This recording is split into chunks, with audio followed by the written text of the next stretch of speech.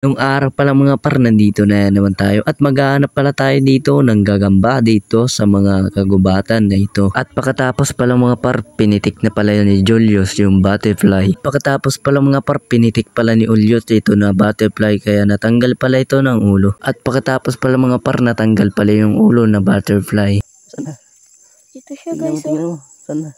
Ito guys. Wow, nakuha namin. Laki? Laki no? Siya dragonfly. Dragonfly. At pagkatapos pala mga par, meron pala kami dito nakita na gagamba. Kaya hindi namin kinuha kasi sobra talaga.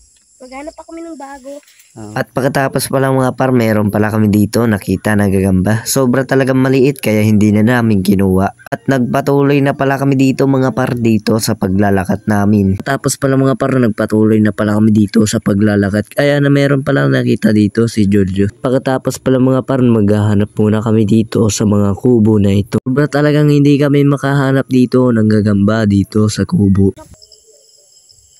Ayan mga saging dito. Tapos may damit pa. Yay.